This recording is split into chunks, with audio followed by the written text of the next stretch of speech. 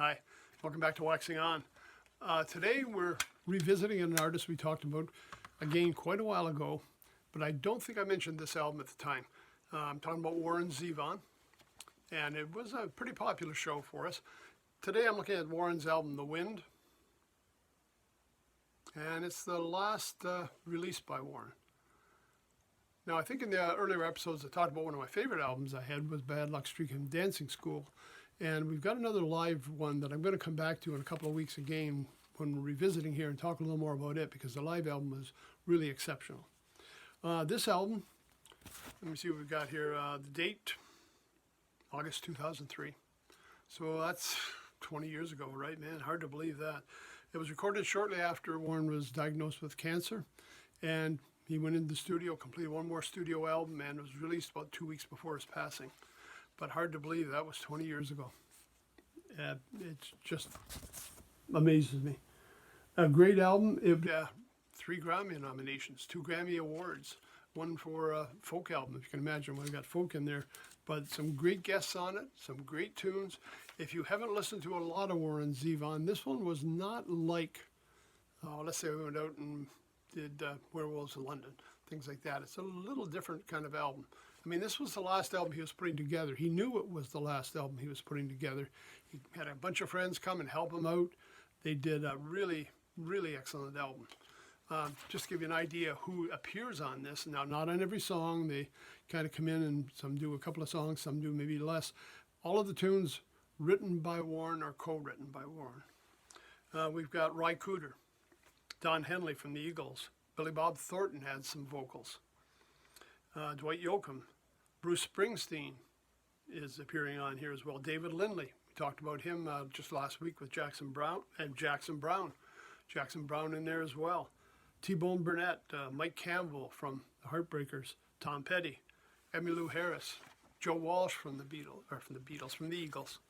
I mean, a lot of great superstars came and helped pitch in to put an album together here for Warren Zevon. Some of the tunes.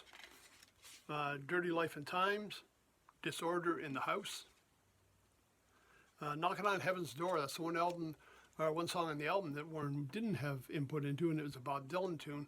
And they said he kind of agreed to do the Dylan song because Bob Dylan had been playing some of his songs in concert, so he thought that was kind of a nice nod to him. Numb as a Statue, El Amor de mi Vida, Prison Groove, She's Too Good for Me. Rest of the Night, Rub Me Raw, and to me, I'm going to say probably the one that sticks out most on the album, and probably because of the whole nature of the album and the recording thing. And I've heard it before, and I'll tell you, it's a tough song, Keep Me in Your Heart. I'm not even going to read it to you. I'll let you listen to it on your own. It's the last song from Warren Zevon. When I go through here, looking at the booklet came with it. You can see on the booklet here a list of all the people that were playing on the individual songs, so you know who's doing each. And I just want to go back over one. No, I thought I had one here because I know on Bad Luck Streak and Dancing School, Bruce Springsteen actually co-wrote with Warren, but I don't think he did on this one. He just appeared on the album. Album produced by Warren Zevon as well, and some other people helping him out.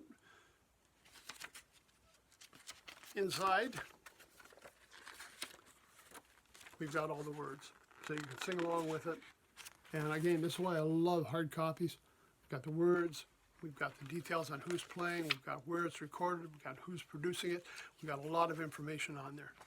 It's if you haven't checked out Warren Zevon, or you don't know a lot of his stuff, I mean, we mentioned him just in passing last week in that California sound. I mean, at an era where he'd written lots of hits for other people.